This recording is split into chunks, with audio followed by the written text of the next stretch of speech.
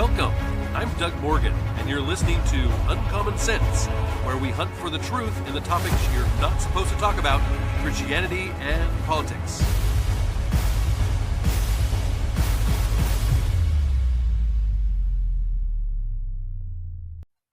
And once again, it is Friday. And of course, here on the podcast, we love to bring you FOMO Friday. We don't want you to have that fear of missing out because you're not listening to propaganda media anymore. So we bring you the stories of the week that we think you should probably at least know a little bit about. Some of them you might already know a little bit about. We also bring you the stories that a lot of times may have some interest amongst the Christian community, as you're going to see today especially. But from a series of articles from the Daily Wire comes this very first one. It's not a bad thing. Planned Parenthood's Illinois chapter has agreed to pay $500,000 after the federal government investigated allegations that the branch discriminated against its white employees. so Planned Parenthood, shocker of all shockers, is been discriminating on a racial basis. Yeah, well, that's how Planned Parenthood got started, as a racist organization. Anyway, the Equal Employment Opportunity Commission, or the EEOC, said there is a reasonable cause to believe the organization segregated its employees by race into affinity networks.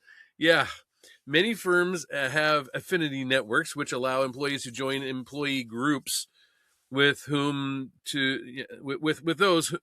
to whom they feel similar. However, at other companies, these networks are voluntary, not mandatory. Planned Parenthood had mandatory affinity caucuses. So yeah, it's pretty bad. These are segregated by race, and employees of other races were not allowed to participate. Oops.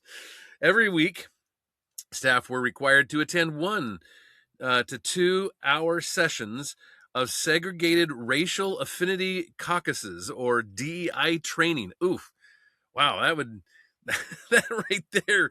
I mean, not even thinking about what Planned Parenthood does, that right there would keep you from being an employee, wouldn't it? You have to endure 1 to 2 hours every week of DEI training. At DEI training sessions, white employees were reportedly the target of harassment and derogatory statements, such as, "They are white and do not feel racism the same way that non-white patients feel," and "white supremacy is exerted at every level of oppression." Yeah. EEOC Chair Andre Lucas said, quote, "Segregating employees by race violates the core promise of our nation's civil rights laws." That's what Lucas added in her statement, that that Title VII agrees equal treatment for every employee, and, quote, "those protections equally apply to white workers," unquote. Yeah, imagine that, right? Planned Parenthood employees alleged that the company even restricted the benefits of white employees. Planned Parenthood also denied white employees access to time off that it granted only to black employees. This is what the report read. And it said, along with the $500,000 settlement, Planned Parenthood fired the manager responsible for the misconduct that the investigation uncovered. They probably got fired because it was uncovered, not that she actually did this. The EEOC says the investigation was prompted after multiple employees brought forward their concerns. So there was a press release from the Illinois Planned Parenthood affiliate that may have been the start of the organization's discriminatory practices. Planned Parenthood of Illinois said in a response to a BuzzFeed news article, quote, "Despite not having the details of this particular incident, we recognize that Planned Parenthood has been complicit in upholding systematic racism. Moving forward, Planned Parenthood of Illinois is deeply committed to being anti-racist and ensuring that our work is not performative, that there is no divide between our words and actions, unquote. They added, as part of this work, we've created spaces for honest conversations about race and are providing multiple channels through which staff have opportunities to share their lives, their lived experiences with leadership. Well, the Illinois Planned Parenthood is not the only affiliate to release a statement on racism in their organization. 19 out of 49 Planned Parenthood affiliates have issued statements. Planned Parenthood of the Pacific Southwest said, "We must confront how white supremacy of the past and present continues in the institutions we are a part of today, including our own organization." Virginia affiliate said that they acknowledge, quote, "our past and our present participation in white supremacy and are committed to stopping, learning, growing, and living our values through the hard and uncomfortable work of progress," unquote. Yeah. Man, woo. None of the statements released by Planned Parenthood chapters specifically address discrimination allegations against white employees or white patients, though. So, yeah, they got caught being racist, which, like I said, is a shocker because that's how they started out. They started out, but kind of the opposite, actually. They started out trying to reduce the number of black people in this country through abortion, and that was the whole Margaret Sanger ideal when she first started Planned Parenthood. Well, an Illinois congresswoman, again from Illinois, wants to address a hidden danger to the American public tied to the spike in abortions facilitated by the fatal drug mifepristone. Now, Representative Mary Miller, who's a Republican there in Illinois, introduced a proposal on Wednesday that would make it illegal to take an abortion pill without the physical presence of a healthcare provider, which of course is not the case right now, and prevent the remains of unborn children from being flushed into the public water system, which of course also happens. The aftermath of the fatal procedure could be harming the American public, Miller said. Quote, "The murder-for-profit abortion industry has completely ignored the dangerous and unethical disposal of preborn baby remains and toxic chemical waste produced by abortion pills. I introduced the Clean Water for All Life Act to put an end to their reckless and inhumane practices." Miller's legislation comes as abortions through the drug have become the most common means to end an unborn child's life. Mifepristone works by starving an unborn child of the nutrients that it needs to survive. And thanks to regulations introduced by the Biden administration, it can be shipped, get this, through the mail without an in-person doctor's visit. Thanks, Joe. Pro-life advocates have blamed this regulation for the tens of thousands of abortions in states where medication abortion is technically against the law. In addition to requiring the presence of a doctor, Miller's legislation would mandate that a woman have a physical examination before getting an abortion pill, and that the unborn baby would not be flushed down the toilet. Doctors who violate the proposal could be sentenced to up to 5 years in prison and fined up to $50,000. The organization Students for Life of America, which supports the bill, estimates that some 50 tons, yes, 50 tons of chemical waste and human remains are flushed into America's water system every year due to abortions. They say the chemicals from the pills could lead to health problems for all Americans.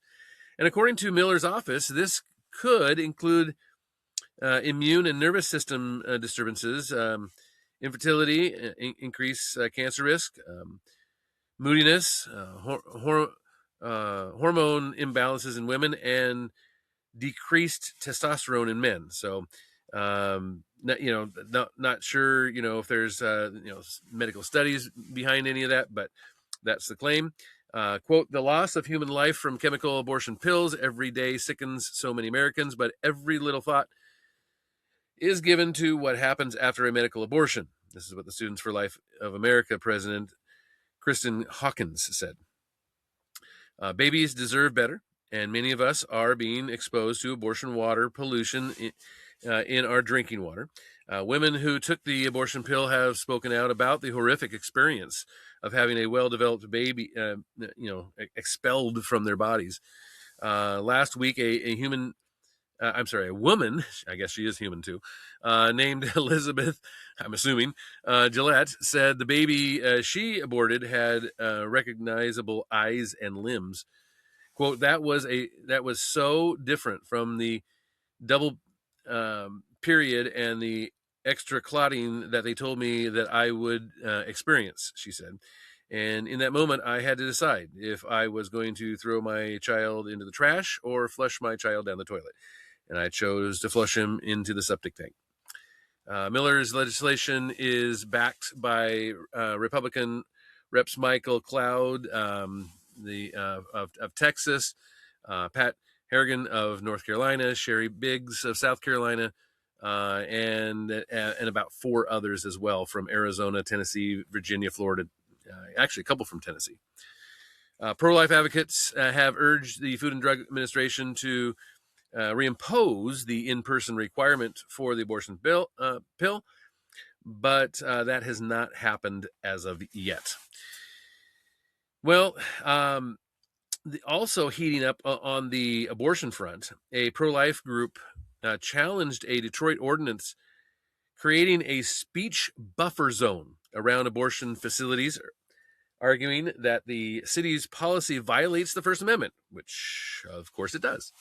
The group Sidewalk Advocates for Life sued Detroit in federal court on Wednesday over an ordinance it passed instituting a 15-foot buffer zone around all abortion facilities where pro-life advocates cannot enter. The ordinance also creates a 8-foot floating buffer within 100 feet of an abortion facility for any client. Quote, the ordinance, which is enforceable through criminal penalties, violates the free speech, free exercise, and the freedom of assembly clauses of the First Amendment and the due process clause of the 14th Amendment to the United States Constitution, as well as the Michigan Constitution. This is what the lawsuit, which was filed by the Thomas More Society, says. Kevin Hammer, a member of the Sidewalk Advocates, said that the ordinance bans him from handing out pro-life literature while holding a sign reading, "Ask me about free ultrasounds and pregnancy tests," outside the Scottsdale Women's Center in Detroit, Michigan. Quote, our sidewalk advocates stand on public sidewalks, offer a gentle word and information to women who are willing to receive it. And that is what this ordinance criminalizes, says Lauren Mazuka, the president and CEO of Sidewalk Advocates for Life. The suit points out that a recent decision from the Third Circuit Court of Appeals struck down a similar ordinance implemented by Pittsburgh, and the court said that the buffer zone ordinance was overly burdensome on free speech, which, of course, it is. I mean, they're literally standing on a sidewalk, which is a public place, right? Detroit's ordinance was passed in 2024 and says that, quote, no person within 100-foot radius of any entrance door to a healthcare facility shall knowingly approach within 8 feet of another person for the purpose of passing a leaflet or handbill to, displaying a sign to, or encouraging in oral protest, education, or counseling with such other person in the public right of way unless such other person consents, unquote. So, yeah, I mean, they're directly going after this kind of thing.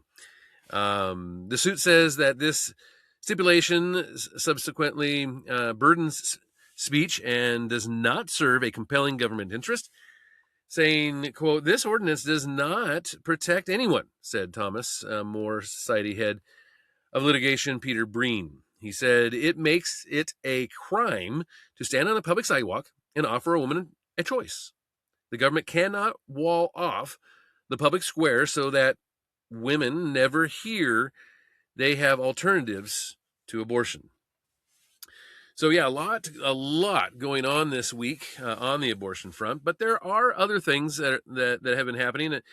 If you're a regular listener to the podcast, you know that we covered James Tellerico recently in a couple different podcasts recently, and he's still kind of the darling of the Democratic Party right now. James Tellerico is having a moment. He is. The Texas state representative and Democratic Senate candidate has gone viral more times than most politicians manage to in a full career. And partly because he's young and articulate, and partly because he does something unusual for a Democrat. He talks about Jesus a lot.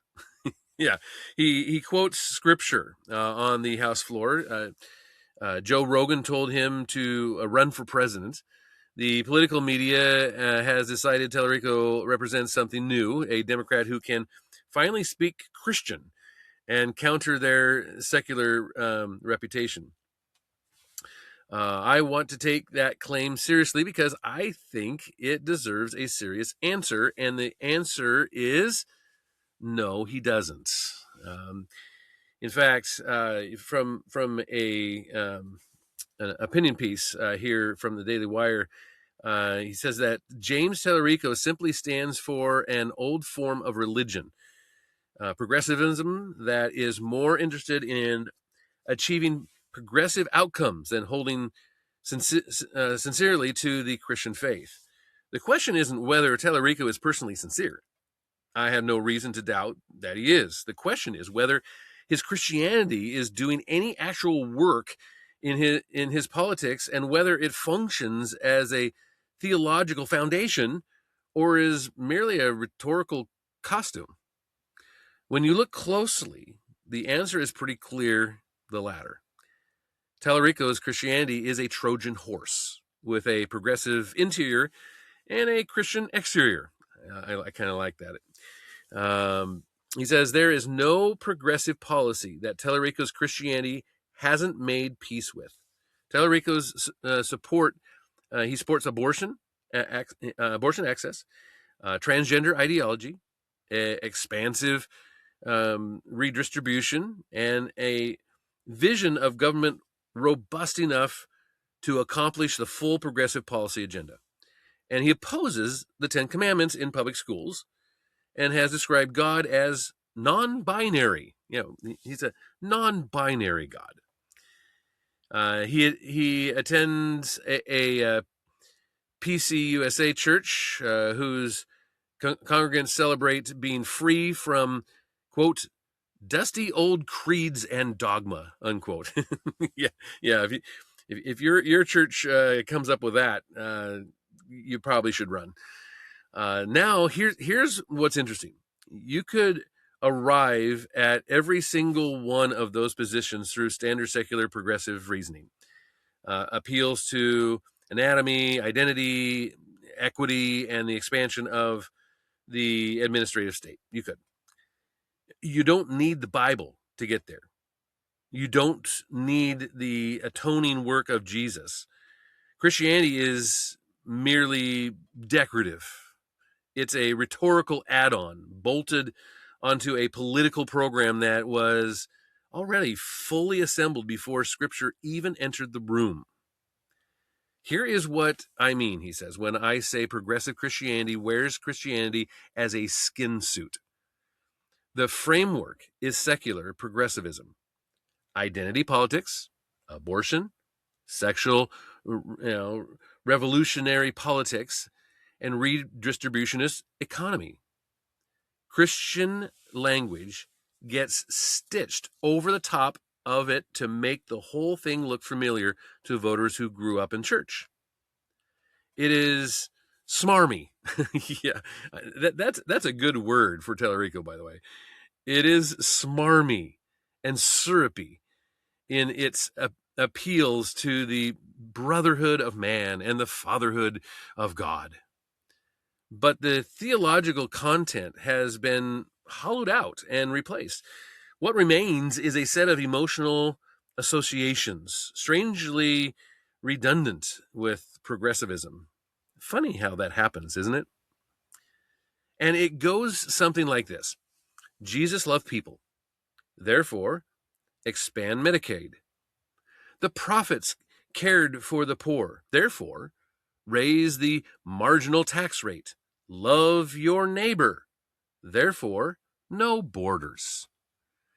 The assertions don't hold up when the Bible is used responsibly, by the way, but they feel right to people who want the warmth and consolation of faith without the theological demands that counter progressive orthodoxy. But oddly, none of this actually works in the long run for the people who employ it. Liberals don't need Christianity to reach the conclusions Tellurico is reaching. They already have a fully operational secular moral vocabulary, like rights and autonomy and justice and equality. That gets them to the same place. So why bother with theological window dressing?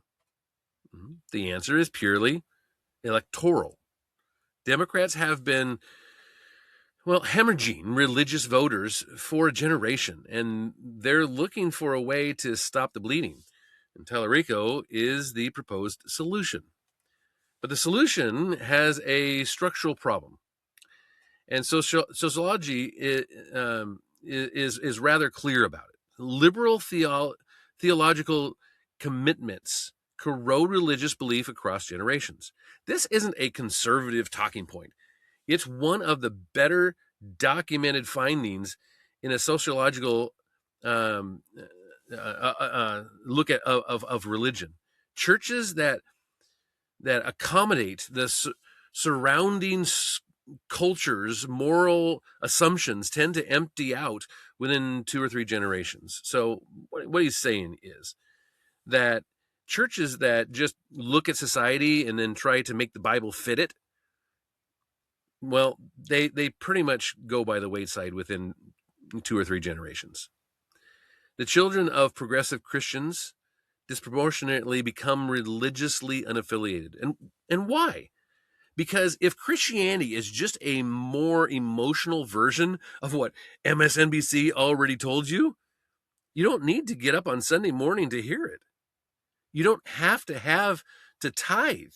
You don't have to bear social scorn for holding to supposedly outmoded dogmas on the wrong side of history. Theological substance, like creation, fall, redemption, resurrection, judgment, human dignity, sexual ethics, and the exclusive claims of Jesus Christ, these are precisely what makes Christianity worth believing. Strip that away in the name of openness, and you've kept the brand while destroying the product. That Tellurico is having a moment should surprise no one. Previous generations of religious progressives have had their moment too. And in time, it all ends the same way. Churches just mutilating into an art museum and mutating into social justice clubs. What Tellurico and the Progressive Christian Project are doing is trying to make the Democratic Party look religiously friendly, while simultaneously denying religion its actual substance. This betrays what Christianity really is by transforming it into progressive sentiment. Orthodox Christians won't be persuaded because they can see the theology has been replaced. Secular progressives don't need Christianity anyway. So the whole performance ends up as a media-fueled vanity project to bolster progressive politics. Tyler Rico may mean well, but Christianity isn't a political tool. It's a truth claim about reality at odds with progressivism of his Christianity. I liked that. I think it kind of summed up a little bit about what we've been talking about him and what he's been trying to pull on the American people. But let's move to something that kind of a I told you so type thing. Number of years ago, a few years ago, I guess, we got into Meta and what they were trying to do, and we kind of had some skepticism, and it looks like maybe that was warranted. This week, Meta announced it was shutting down Horizon Worlds, the company's viral reality social network. And it's going to do that on June 15th. Going forward, the platform will only be available as a mobile app and will no longer support VR headsets. Kind of interesting, right? Well, we are separating the two platforms so each can grow with greater focus, and the Horizon Worlds platform will become a mobile-only experience, is what the company announced. Skepticism greeted Mark Zuckerberg's vision from the start, really, when he declared in 2021 that Facebook would transform into the metaverse. Remember that? Yeah, the metaverse it was an online world where avatars would live and work and play, and even enthusiastic, people about this early adopters. They even had their doubts about it at the time, but Zuckerberg, formally announced the concept that year and renamed his company Meta to match what was going on, calling it the next frontier of tech. Quote, our hope is that within the next decade, the metaverse will reach 1 billion people, host hundreds of billions of dollars of digital commerce, and support jobs for millions of creators and developers, is what Zuckerberg said in 2021. Well, critics, meanwhile, called it unsettling and strange. It was. Now, with the platform hemorrhaging billions and parts of it shutting down, those critics appear to have been right. Horizon Worlds was once positioned as a centerpiece of Meta's VR ambitions, and the retreat comes just weeks after the company laid off more than 1,000 employees from the Reality Labs, the division, of course, responsible for developing the metaverse products. After news of the shutdown spread, Meta appeared to walk back its announcement, clarifying that it would continue to support some existing VR apps within Horizon Worlds, but would not be adding any new ones. And so, yeah, it's they're hemorrhaging dollars. They really are. In fact, according to CNBC, Reality Labs has reported billions in losses each quarter since its launch, with the most recent figure, $6.02 billion reported as a loss for Q4 in January. Now, the outlet also noted that Meta has shifted its focus from VR worlds to artificial intelligence, according to the New York Times. Zuckerberg mentioned AI 23 times at the recent developer conference and brought up the metaverse only twice. So, yeah, doing a big shift, and of course they're throwing billions of dollars into AI, and it's got to come from somewhere, right? Well, let's end on kind of an interesting note, and a little bit personal, actually, to be honest with you. AP reports that the state of Oregon may soon have some new public property. Yeah, it's a spectacular waterfall, beloved by generations, that was recently put up for sale on Redfin. Yeah, it's called Abaquah Falls. I myself have been there numerous times. It was one that I actually I saw on a map one time, and I wanted to find it. It took me about 4 years, to be honest with you, to find it, find a way in, and I finally was able to do so. Some old fogey kind of guys said, "Yep, it's up there," and it's beautiful, absolutely beautiful. If you if you Google pictures of it or whatever, you'll see what I'm talking about. It's known for its 92-foot vertical drop over just this basalt cliff, and has been privately owned actually for a century, but it's been open to the public that whole time. The Benedictine monks actually have owned this thing, and they wanted to sell it, and so they put it up for sale, and it was on Redfin, and then the Oregon legislature came by and said, "Hey, we'll buy that for $2.1 million."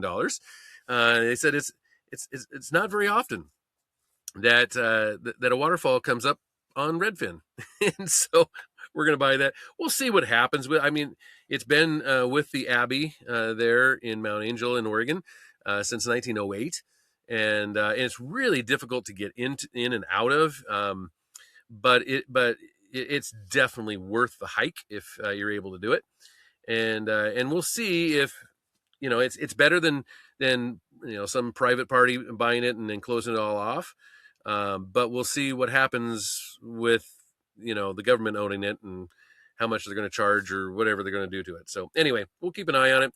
Like I say, if you're in the Pacific Northwest at any time, and you can hike in and out pretty well, then it may be one that you might want to consider. So anyway, love to hear from you on it, and of course you can always do that at uncommonsensepodcast.com.